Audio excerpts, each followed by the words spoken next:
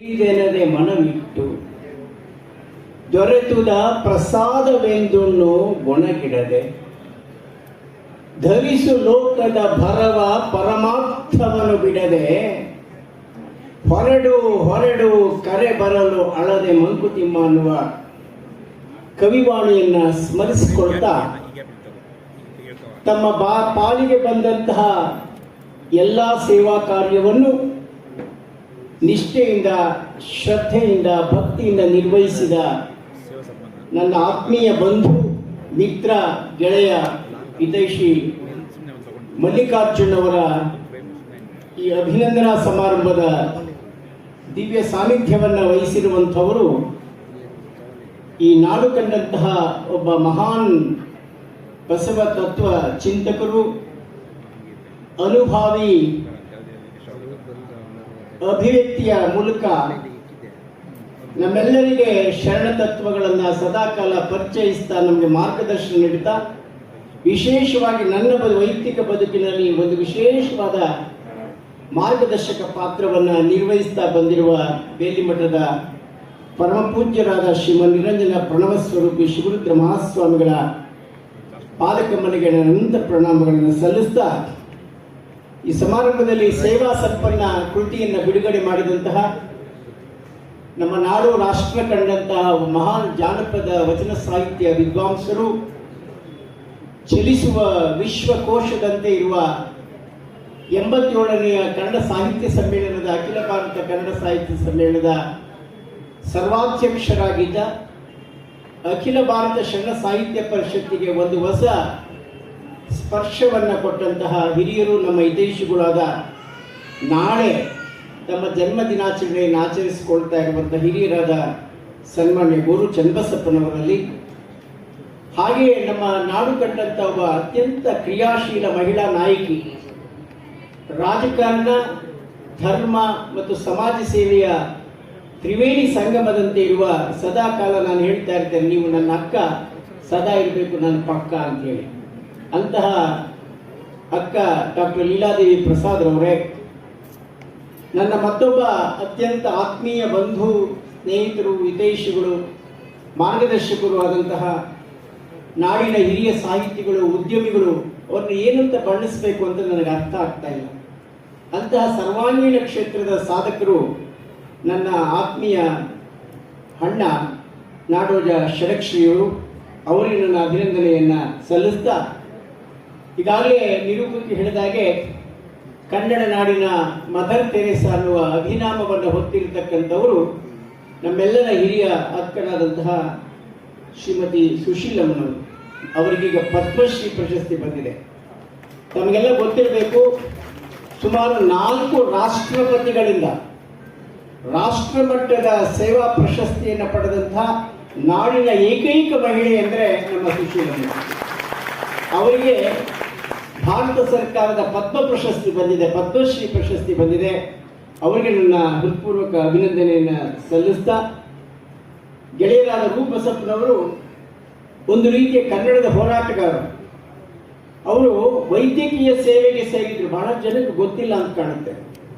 MBBS ಪ್ರವೇಶ ಮಾಡಿದಂತಹ ಬಸಪ್ಪನವ್ರಿಗೆ ಈ ಕನ್ನಡದ ಆಕರ್ಷಣೆ ಆಯಿತು. ಕನ್ನಡ ನಾಡು ನುಡಿ ಸಂಸ್ಕೃತಿಗಾಗಿ ಹೋರಾಟ ಮಾಡಬೇಕೆಂಬ ಆ ಚಳುವಳಿಯ ಆಕರ್ಷಣೆಯಿಂದಾಗಿ ವೈದ್ಯಕೀಯ ವೃತ್ತಿಯನ್ನೇ ಬಿಟ್ಟು ಕನ್ನಡಕ್ಕಾಗಿ ನಿಂತಂಥವರು ನಮ್ಮ ರೂ ಬಸಪ್ಪನವರು. ಅವ್ರನ್ನ ನಾನು ಬಹಳ ಪ್ರೀತಿಯಿಂದ ಇಂಗ್ಲಿಷಿನ ರೂ ಬಿ ಅಂತ ಕರೀತೇನೆ. ರೂ ಬಿ ಅಂತ, ರೂ ಬಸಪ್ಪ ಅವರು. ಅವರಿಗೆ ಈ ಸಂದರ್ಭದಲ್ಲಿ ಅಭಿನಂದನೆ ಸಲ್ಲಿಸಿ, ನಮ್ಮ ನಗರದ ಸಮಾಜದನ್ನ ಬಹಳ ಪ್ರಗತಿ ಪಥದಲ್ಲಿ ತೆಗೆದುಕೊಂಡು ಹೋಗ್ತಾ ಇರುವ ಆತ್ಮೀಯರಾದ ಸನ್ಮಾನ್ಯ ಪ್ರಕಾಶ್ ಅವರೇ, ನಾಡಿನ ವಯಸ್ಸೇ ಆಗದ ಚಿರಕಾಲದ ಯುವ ನಾಯಕನಂತಿರುವ ಅಣ್ಣ ಬಸಂತಕುಮಾರ್ ಪಾಟೀಲ್ ರವರೇ, ನನ್ನ ಅಕ್ಕನ ಮಗಳು ನೀಲಾಂಬಿಕೆ, ಹೀಗಾಗಿ ಹತ್ತಿರದ ಬಾಂಧವ್ಯ ಇದೆ. ಇಂತಹ ಅಪರೂಪದ ದಂಪತಿಗಳನ್ನು ಸನ್ಮಾನಿಸುವ ಈ ಕಾರ್ಯಕ್ರಮಕ್ಕೆ ಬಹಳ ಹಿರಿಯರು ಬಂದಿದ್ದೀರಿ. ಸನ್ಮಾನ್ಯ ಶ್ರೀ ನಮ್ಮ ಹಿರಿಯರಾದ ರಂಜಪ್ಪನವರು ಬಂದಿದ್ದಾರೆ, ಶಿವಸುಬ್ರಹ್ಮಣ್ಯಂ ಅವರು, ಗೀತಾ ಜಯಂತ್ರವರು, ಈ ಕಡೆ ಅನೇಕ ಮಹಾನ್ ಭಾವರು, ಶಿವಕುಮಾರ್, ವಿಶ್ವೇಶ್ವರು, ಜಯಕುಮಾರ್, ಶಿವಕುಮಾರ್, ಬಹಳಷ್ಟು ಜನ ಇಲ್ಲಿ ಬಂದಿದ್ದೀರಿ. ನಿಮ್ಮೆಲ್ಲರನ್ನ ಈ ಸಂದರ್ಭದಲ್ಲಿ ಅಭಿನಂದಿಸಿ, ಬಂದಿರತಕ್ಕಂಥ ಎಲ್ಲರಿಗೆ ನನ್ನ ಗೌರವವನ್ನು ಸಮರ್ಪಣೆ ಮಾಡ್ತಾ ಈ ಸೇವೆ ಅನ್ನುವ ಪದವನ್ನು ವ್ಯಾಖ್ಯಾನ ಮಾಡ್ತಾ ಹೊರಟಾಗ ನಾವು ಮಾಡ್ತಾ ಇರೋ ನಿಜವಾದ ಸೇವೆಯೇ? ಆತ್ಮಾವಲೋಕನ ಮಾಡಿಕೊಳ್ಳೋಣ.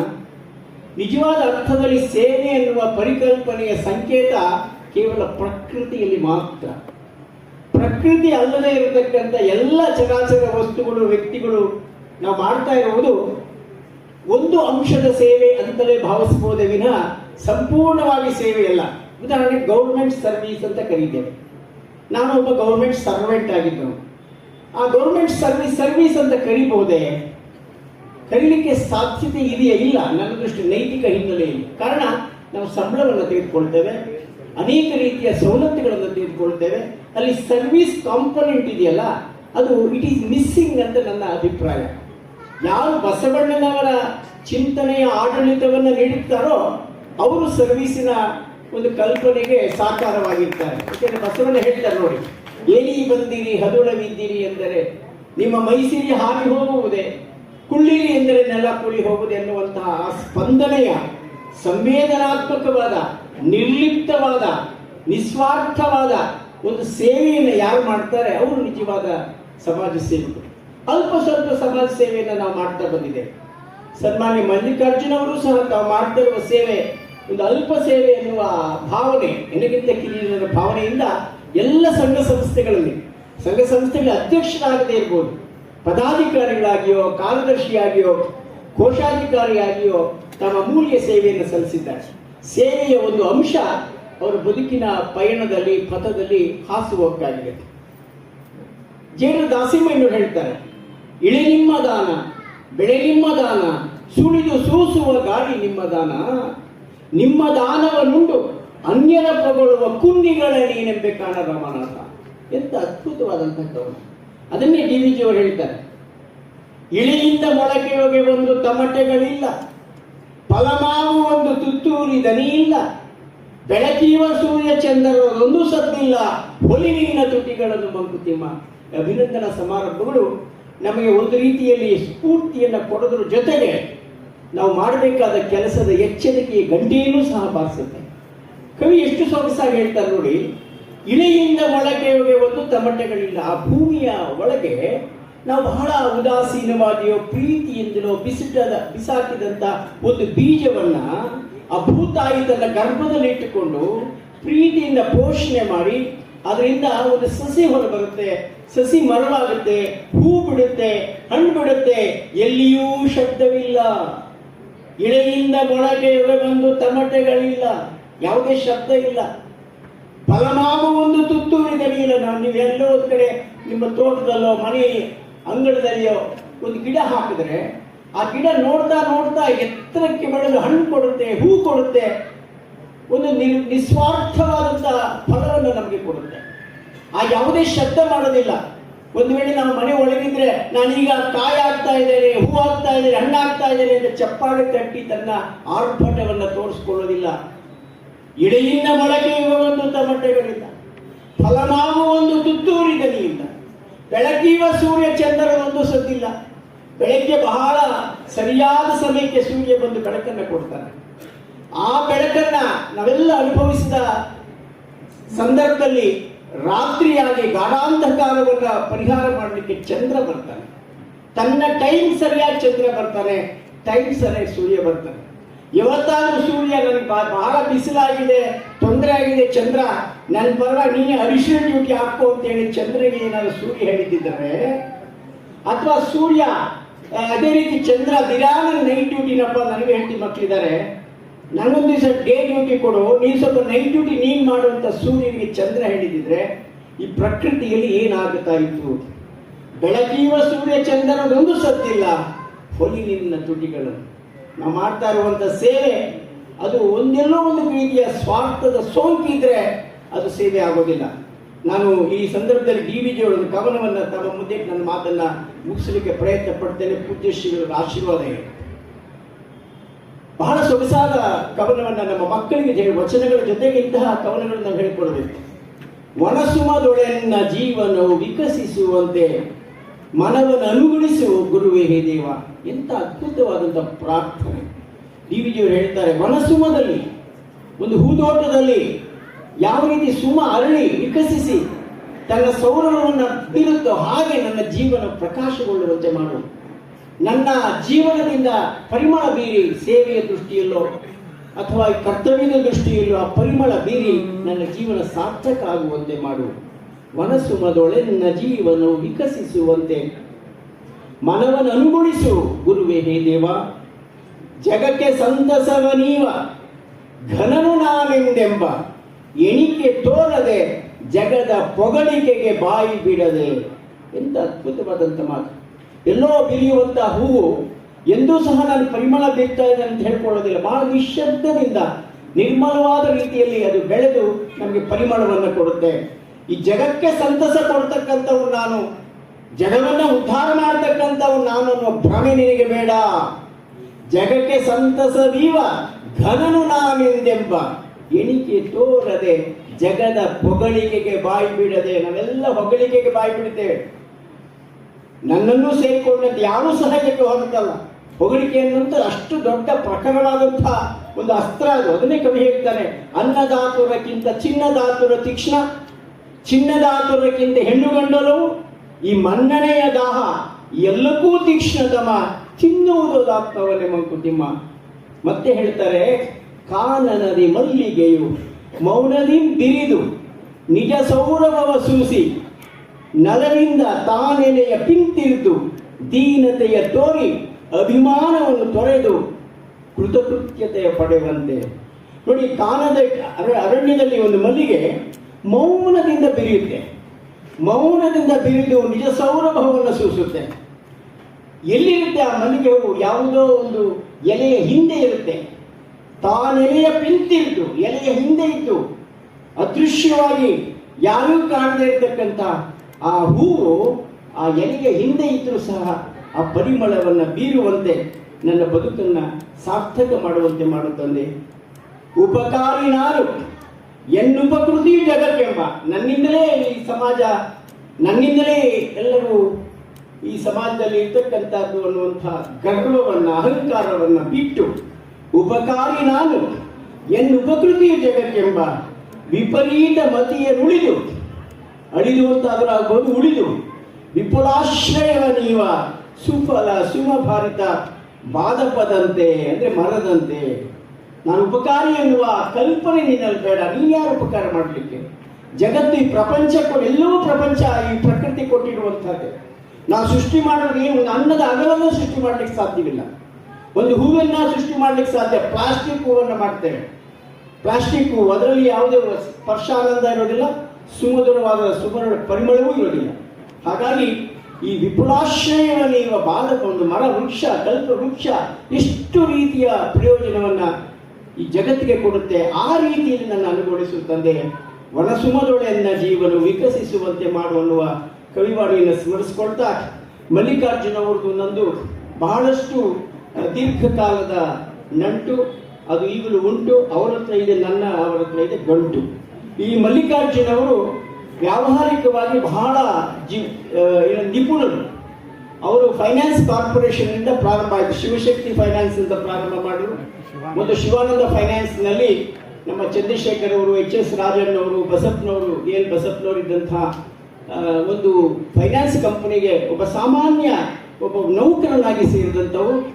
ಆನಂತರ ಸ್ವತಃ ಶಿವಶಕ್ತಿ ಫೈನಾನ್ಸ್ ಅಂತ ಪ್ರಾರಂಭ ಮಾಡಿ ರಾಜ್ಯದ ಫೈನಾನ್ಸ್ ಕಾರ್ಪೊರೇಷನ್ನಿನ ಸಮಿತಿಗೆ ಕಾರ್ಯದರ್ಶಿಯಾಗಿ ಮತ್ತು ಅನೇಕ ನಂಜಣ್ಣಪ್ಪನವರ ಟ್ರಸ್ಟು, ಸಂಪನ್ನಪ್ಪ ಟ್ರಸ್ಟು ಬಹಳ ಕೆಲಸ ಮಾಡಿದ್ದಾರೆ. ಮತ್ತು ವಿಶೇಷವಾಗಿ ನನ್ನ ಜೊತೆಯಲ್ಲಿ ನಾನು ಆ ಅಧ್ಯಕ್ಷನಾಗಿರುವ ಬಸವ ವೇದಿಕೆಯ ಕಾರ್ಯದರ್ಶಿಯಾಗಿ ಬಹಳ ಫೈನಾನ್ಸ್ ವಿಷಯದಲ್ಲಿ, ಆರ್ಥಿಕ ವಿಷಯದಲ್ಲಿ ಬಹಳ ಶಿಸ್ತನ್ನು ಕಾಪಾಡಿಕೊಂಡು ಬಂದಿದ್ದಾರೆ. ಅವ್ರಿಗೆ ಹಣ ಕೊಟ್ಟರೆ ಹಣ ಬೆಳೆಯುತ್ತೆ ವಿನಃ ಅದು ಕಳ್ಕೊಳ್ಳೋಕ್ಕೆ ಚಾನ್ಸೇ ಇಲ್ಲ. ಅಂತಹ ಒಬ್ಬ ನಿಸ್ಪೃಹ ಶಿಸ್ತಿನ ಒಬ್ಬ ವ್ಯಕ್ತಿ ಇವತ್ತು ಸನ್ಮಾನಕ್ಕೆ ಪಾತ್ರರಾಗಿರ್ತಕ್ಕಂಥದ್ದು ಬಹಳ ಅನನ್ಯವಾದಂಥದ್ದು. ಸನ್ಮಾನ ಪಡ್ಕೊಳ್ಬೇಕಾದ್ರೆ, ಅಭಿನಂದನೆ ಪಡ್ಕೊಳ್ಬೇಕಾದ್ರೆ ಯಾವುದೋ ಮುಖ್ಯಮಂತ್ರಿ ಆಗಬೇಕಾಗಿಲ್ಲ, ಪ್ರಧಾನಮಂತ್ರಿ ಆಗಬೇಕಿಲ್ಲ, ರಾಷ್ಟ್ರಪತಿ ಆಗಬೇಕಾಗಿಲ್ಲ. ಯಾರು ತನ್ನ ಸುತ್ತಮುತ್ತಲ ಸಮಾಜಕ್ಕೆ ಸಂವೇದನಾಶೀಲವಾಗಿ ಸ್ಪಂದಿಸಿ, ನಾವು ಹೇಳ್ತೇವೆ ಗಾಢಾಂಧಕಾರದಲ್ಲಿ ಮನೆಯಲ್ಲಿ ಸೂರ್ಯ ಚಂದ್ರ ಯಾರೂ ಇಲ್ಲದಿದ್ದಾಗ ಒಂದು ಮೇಣದ ಬತ್ತಿ ತನ್ನ ಕೆಲಸವನ್ನು ಮಾಡುತ್ತೆ. ಸುತ್ತಲಿರುವ ಕತ್ತಲನ್ನು ಕಳೆದು ನಮಗೆ ಬೆಳಕನ್ನು ಕೊಡುತ್ತೆ. ಹಾಗೆ ತನ್ನದೇ ಆದಂತಹ ಚಿಕ್ಕದಾದರೂ ಚೊಕ್ಕವಾದಂಥ ಪ್ರಮಾಣದಲ್ಲಿ ಸೇವೆಯನ್ನು ಸಲ್ಲಿಸಿ ಇವತ್ತು ಸನ್ಮಾನಕ್ಕೆ ಪಾತ್ರರಾಗಿದ್ದಾರೆ. ಅವರ ಬದುಕು ಬಹಳ ಕಠಿಣ. MS ಕೃಷ್ಣಮೂರ್ತಿ ಅವರು ಬಂದಿದ್ದಾರೆ. ಅವರು ಒಮ್ಮೆ ನನಗೆ ಹೇಳ್ತಾ ಇದ್ರು, ಮಲ್ಲಿಕಾರ್ಜುನ್ ಅವರು ಕೆಂಪೇಗೌಡ ಸರ್ಕಲ್ನಲ್ಲಿ ಬಂದು ಯಾರು ದಿಕ್ಕು ಕಾಣದೇ ಇದ್ದಂಥ ಸಂದರ್ಭದಲ್ಲಿ ಬಂದಾಗ ಅವ್ರಿಗೆ MS ಕೃಷ್ಣಮೂರ್ತಿ ಅವರು ಕೈ ಹಿಡಿದು ಯಾರ್ಯಾರನ್ನು ಪರಿಚಯಿಸಬೇಕು ಅವ್ರನ್ನ ಪರಿಚಯಿಸಿ ಸಮಾಜದಲ್ಲಿ ಒಬ್ಬ ವ್ಯಕ್ತಿಯನ್ನಾಗಿ ಮಾಡಿದ್ರು. ಅದು ಅವರ ಕಥಾನಕದಲ್ಲಿ ಬಂದಿದೆ. ನಮ್ಮೆಲ್ಲರ ಕಥೆಯು ಹಾಗೆ. ನಾವು ಸಹ ಬೆಂಗಳೂರಿಗೆ ಬಂದಾಗ ಒಂದು ಅನಾಥ ಪ್ರಜ್ಞೆ ಕಾಡ್ತಾ ಇತ್ತು. ಎಲ್ಲಿಗೆ ಹೋಗೋದು, ಏನು ಮಾಡೋದು, ಕೈ ಹಿಡಿದು ನಡೆಸಿದ್ದು ನಮ್ಮ ಗುರುಗಳ ಕಾರುಣ್ಯ, ನಮ್ಮ ತಂದೆ ತಾಯಿಯ ಆಶೀರ್ವಾದ. ಅದನ್ನು ಹೇಳ್ತಾರೆ, ಇಷ್ಟು ದಿನ ಈ ಮೂರ್ಖನನ್ನು ಕೈ ಹಿಡಿದು ನಡೆಸಿರುವೆ, ಇನ್ನೂ ಸಹ ಈ ಮೂರ್ಖನನ್ನು ಕೈ ಹಿಡಿದು ನಡೆಸಿದೆಯಾ ಅಂತ ಕರುಣಾಳು ಬಾಬಳಿಕೆ ಎನ್ನುವ ಕವನದಲ್ಲಿ ಕೇಳ್ತೇವೆ. ಇಷ್ಟು ದಿನ ಈ ಮೂರ್ಖನನ್ನು ಕೈ ಹಿಡಿದು ನಡೆಸಿರುವೆ, ಇನ್ನು ಮುಂದೆಯೂ ನಡೆಸದೆಯಾ ಓ ತಂದೆ ಪ್ರಭುವೇ ಅಂತೇಳಿ. ಹಾಗೆ ಸನ್ಮಾನ್ಯ ಮಲ್ಲಿಕಾರ್ಜುನ ಅವರ ಬದುಕು ಮತ್ತಷ್ಟು ಸೇವಾಮಯವಾಗಲಿ. ಅನೇಕ ಸಂಸ್ಥೆಗಳಲ್ಲಿ ನನ್ನ ಜೊತೆಲಿ ಕೆಲಸ ಮಾಡಿದ್ದಾರೆ. ನಾನು ಅವ್ರ ಜೊತೆ ಹಣ ಕೊಟ್ಟರೆ ಹಣ ಬೆಳೆಯುತ್ತೇವೆ, ನಾನು ಆಗಲೇ ಹೇಳಿದಾಗೆ ಅದು ಕಳೆಯೋದೇ ಇರ್ತಕ್ಕಂಥ ಒಂದು ಸಂದರ್ಭ. ಹುಟ್ಟಿದರೆ ತಾಯಿ ಸಂತೋಷ ಪಡಬೇಕಂತೆ, ಬಾಳಿದರೆ ತಂದೆ ಗರ್ವ ಪಡಬೇಕಂತೆ, ಬದುಕಿದರೆ ಸಮಾಜ ಇಷ್ಟಪಡಬೇಕಂತೆ, ಸತ್ತಾಗ ವೈರಿಯೂ ಸಹ ಕಣ್ಣೀರಿಡಬೇಕಂತೆ. ಇದು ಸಾರ್ಥಕ ಬದುಕಿನ ಲಕ್ಷಣಗಳನ್ನು ಮಾತನ್ನು ಹೇಳ್ತಾ ಸನ್ಮಾನ್ಯ ಮಲ್ಲಿಕಾರ್ಜುನವರು ಮತ್ತು ನೀಲಾಂಬಿಕೆ ಸತಿಪತಿಗಳೊಂದಾದ ಭಕ್ತಿ ಒಪ್ಪುದು ಶಿವಂಗೆ, ಸತಿಪತಿಗಳೊಂದಾಗದ ಭಕ್ತಿ ಅಮೃತದಲ್ಲಿ ವಿಷ ಬೆರೆದಂತೆ ಅಂತ ಹೇಳ್ತಾರೆ ಜಯಣ್ಣ ದಾಸಿಮಯ್ಯ. ಹಾಗೆ ಇಬ್ಬರೂ ಸಹ ನನ್ನ ಅಕ್ಕನ ಮಗಳು ಅಂತ ಹೆಮ್ಮೆಯಿಂದ ಹೇಳ್ತಾ ಇಲ್ಲ, ಆಕೆಯು ಅನೇಕ ಕಷ್ಟ ನಷ್ಟಗಳನ್ನು ಅನುಭವಿಸಿ ಒಂದು ಸುಂದರವಾದ ದಾಂಪತ್ಯ ಬದುಕನ್ನು ಕಟ್ಟಿಕೊಂಡಿದ್ದಾರೆ. ಅವರ ಮಗ ಚಿದಾನಂದ ತಂದೆ ತಾಯಿಗೆ ತುಂಬ ವಿಧೇಯ ಮಗನಾಗಿ ಅವರಿಬ್ಬರನ್ನ ಪ್ರೀತಿಯಿಂದ ನೋಡ್ಬಾರ್ದು, ಬಹಳ ಮುಖ್ಯ. ನಾನು ಇಲ್ಲಿ ಬರ್ತಕ್ಕಂಥ ಎಲ್ಲರಲ್ಲಿ ಪ್ರಾರ್ಥನೆ ಮಾಡ್ಕೊಳ್ತೇನೆ, ದಯವಿಟ್ಟು ನಿಮ್ಮ ತಂದೆ ತಾಯಿ ನೋಡ್ಕೊಳ್ಳಿ, ನಿಮ್ಮ ಅತ್ತೆ ಮಾವನ ಚೆನ್ನಾಗಿ ನೋಡ್ಕೊಳ್ತೀನಿ. ನನಗೆ ಗೊತ್ತು, ಅತ್ತೆ ಮಾವಂದ್ರೆ ನೋಡ್ಕೊಳ್ಳೋ ಅಳಿಯಂದ್ರೆ ಬಹಳಷ್ಟಿದ್ದಾರೆ, ಆದರೆ ತಂದೆ ತಾಯಿಗಳು ಅನೇಕ ಮನೆಗೆ ನೋಡ್ತೇನೆ. ಎಲ್ಲಿ ನಿಮ್ಮ ಫಾದರ್ ಮದರ್ ಅಂದರೆ ಸರ್ ಅವರು ಬೇರೆ ಮನೇಲಿದ್ದಾರೆ, ನೀವ್ಯಾರು ನಿಮ್ಮ ಅತ್ತೆ ಮಾವನ ಮನೇಲಿದ್ದಾರೆ ಸರ್. ಇಂಗ್ಲೀಷಲ್ಲಿ ಹೇಳ್ತೇವೆ father in law mother in law ಅಂತ. According to law father, according to law mother. English version ತಗೊಂಡ್ಬಿಡ್ತಾರೆ ಸರ್. ನಮ್ಮ ಮಾವ father in law sir, according to law father sir. ನಮ್ಮ ಅತ್ತೆ according to law mother sir, mother in law sir.